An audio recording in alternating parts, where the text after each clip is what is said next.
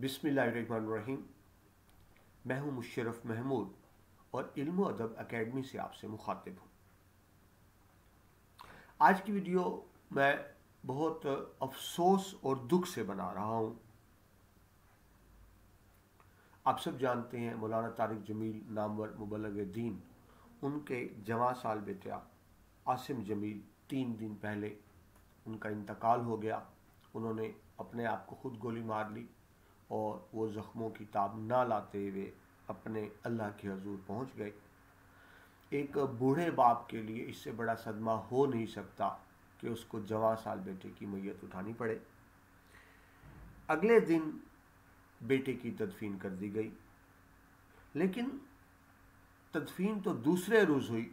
जिस दिन इंतकाल हुआ मौलाना तारिक जमील के बेटे का, कौम ने इखलाकियात का जनाजा तो उसी दिन पढ़ लिया। मैं बहुत तकलीफ से ये बात कर रहा हूँ, इखलाकियात का जनाजा तो हमने उसी दिन पढ़ लिया था। हाँ, मौलाना के बेटे का जनाजा अगले दिन हुआ। देखिए, इंसान खता का पुतला होता है। आप किसी भी शख्सियत से इख्तिलाफ कर सकते हैं। मुमकिन है मुझे भी मौलाना तारिक जमील से बहुत से इख्तिलाफात हों, उनके कुछ बयानों से इख्तिलाफात हों, लेकिन इख्तिलाफ करने का एक मौका होता है, इख्तिलाफ करने का एक वक्त होता है। एक बूढ़ा शख्स जिसका जवां साल बेटा इस दुनिया से जा चुका हो, इस मौके पर कहना कि ये मकाफात अमल है, मौलाना ने फलां मौके पे ये बयान दिया था, फलां मौके पे ये बयान दिया था, तो ये तो मकाफात अमल है जो उनके सामने आए। इससे ज़्यादा घटिया बात हो नहीं सकती कि जो शख्स तकलीफ में है, मुसीबत में है, बजाय उसको तसल्ली दी जाए, उसको बताया जाए कि मवाक़ात अमल है, आपकी कोई तरबियत में कमी रह गई होगी, आप दूसरों को यूँ कहते थे, आज आपका अपना बेटा इस दुनिया से चला गया, तो ये इसको घटियापन ही कहा जाएगा, इखलाकियात का जनाजा ही कहा जाएगा। देखिए, एक बाप के लिए इससे बड़ी तकलीफ हो नहीं सकती कि उसे बेटे का जनाजा उठाना पड़े। नबी पाक मुस्तफ़ा सल्लल्लाहु अलैहि वसल्लम को जब अपने बेटे इब्राहिम, जो सिर्फ 3 साल के थे, जब उनका जनाजा उठाया तो नबी पाक भी रो पड़े थे और कहा था कि मुझ बूढ़े को इस दर्द से गुजरना पड़ा, और बेटे को मुखातिब करके कहा कि तुमने ये भी ना देखा तुम्हारा बाप बूढ़ा है और वो ये दुख कैसे बर्दाश्त करेगा। यकीनन एक कुदरती दुख होता है। तो दुख के इस मौके पर ताने देना, तंज करना, मकाफात अमल कहना या तरबियत की कमी कहना, तो इसका मतलब है हम इखलाकियात का जनाजा पढ़ चुके। ये तो अल्लाह ताला ने फैसला करना है कि कौन जन्नती है कौन जहन्नमी है। हमें अपने अमाल की तो फिक्र नहीं होती, लेकिन हम 2 मिनट नहीं लगाते फतवा देते हुए किसी दूसरे के बारे में कि कौन जन्नती है कौन जहन्नमी है। अब अगर हम थोड़ी सी हकाइक की बात करें, अच्छा, फिर एक बहुत बड़ी बात ये की गई जो सबसे ज़्यादा एतराज़ किया गया कि उनके बेटे ने खुद को गोली मार के खुदकुशी की है, खुदकुशी हराम है, और बहुत से मौलवियों का फतवा है कि खुदकुशी क्योंकि हराम है तो खुदकुशी करने वाले का जनाजा नहीं पढ़ाया जाता। लेकिन गरीब खुदकुशी करे तो हराम है। मौलाना तारिक जमील बहुत अमीर थे, बड़े आदमी थे, तो उनके बेटे ने खुदकुशी कर ली तो बहुत सारे उलमा इकट्ठे हो गए, और ऐसे उलमा भी जनाजे में गए जो कहते थे कि खुदकुशी करने वाले का जनाजा पढ़ाना हराम है। तो कितना फ़र्क है गरीब की मौत अमीर की मौत का। ये मौका है ये बात करने का। क्या हम इखलाकी तौर पे इतने दिवालिये हो चुके हैं? अब एक तो ये बात कि वैसे ही नामुनासिब बात है, ठीक है, ये अल्लाह ने फैसला करना कौन जन्नती कौन जहन्नमी, ये मैंने आपने फैसला नहीं करना, एक बात। दूसरी बात, हम जो फेसबुक की दानिश्वर ख़ास तौर पर हक़ाइक़ जाने बगैर कमेंट कर देते हैं, सिर्फ किस लिए, पोस्ट लगा दी, कमेंट्स आ जाएंगे, व्यूज़ आ जाएंगे। तुमने क्या करने हैं कमेंट्स और व्यूज़?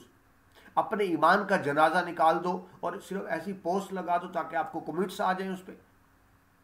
शर्म आनी चाहिए हम सबको, उसमें सब शामिल है, मैं भी शामिल हूँ और मालिक साहब आप सब, हम सब शामिल हैं। इखलाकियात, दीन इस्लाम तो इखलाकियात का नाम था, मामलात का नाम था। हम देखिए हमारे मामलात क्या है, हक़ाइक़ जाने बगैर फतवे लगा देना हमारा एक आदत बन चुकी। अब जहाँ तक मौलाना के बेटे का ताल्लुक है तो ये बात अंडरस्टूड है, पुलिस भी इसकी बता चुकी है और डॉक्टर्स भी इसकी तस्दीक कर चुके हैं कि उनका बेटा जहनी मरीज था, एक मेंटल डिसऑर्डर का शिकार था, जिसको कहते हैं ना हाईपोलर डिसऑर्डर सिंड्रोम, वो उसका शिकार था और बहुत अरसे से बीमार था और उसका ट्रीटमेंट चल रहा था। अब ये हाईपोलर डिसऑर्डर सिंड्रोम क्या होता है, इसको अगर मैं बिल्कुल सादे लफ्ज़ों में बात करूं तो आप यूँ समझें कि इंसान के अंदर एक दूसरा इंसान इंस्टॉल हो जाता है, यानी एक इंसान के अंदर दूसरा इंसान आ जाता है जो इस मर्ज का शिकार हो, उसे अपने ऊपर काबू नहीं होता, वो ये नहीं जानता मैं क्या कर रहा हूं, वो अपने बस में नहीं होता। ठीक है जी। तो जब वो इस मर्ज का शिकार थे उनका बेटा, तो वो खुद भी नहीं पता होता कि क्या कर रहा हूं। इसको आप जुनून की हालत कह सकते हैं, जुनून की हालत कह सकते हैं, इसको मजनू होना कह सकते हैं। तो क्या हमें इतना भी नहीं पता, हम मुसलमान हैं, मुसलमान के घर पैदा हुए हैं अल्हम्दुलिल्लाह, हमें इतना भी नहीं पता कि मजनू पर शरीयत के अहकामात नाफिज नहीं होते। अगर कोई बच्चा है, फातरुल अकल है, मजनू है, तो वो नमाज रोज़ा और बाकी इबादत से मुस्तस्ना है, क्योंकि वो जानता ही नहीं क्या करे। अब यहाँ जो बाज लंडे के दानश्वर थे, एक और दलील ले आते हैं कि अगर वो उनको अपना पता नहीं था, तो जो गुस्से में तलाक देता है वो उसको भी अपना होश नहीं होता, तो फिर तलाक भी नहीं होती, गुस्से में तलाक तो हो जाती है, हालांकि उसको अपना होश नहीं होता। तो ऐसे अकल के अंधों को बंदा क्या समझाए कि जो गुस्से में तलाक देता है वो बेशक शदीद गुस्से में होता है, लेकिन वो जानता है कि मैं तलाक दे रहा हूं, उसकी अकल ये काम कर रही होती है कि मैं जो अमल कर रहा हूं ये क्या है, तलाक का अमल। वो गुस्से में तलाक दी जाए तो तलाक मौसर होगी। लेकिन जहां तक ताल्लुक है हाईपोलर डिसऑर्डर का, वो तो उस बंदे को पता ही नहीं होता मैं क्या कर। जिस तरह मैंने आपको आसान से मिसाल दी कि एक शख्सियत के अंदर दूसरी शख्सियत मौजूद होती है और वो अपने अफ़ाल से बेखबर होता है।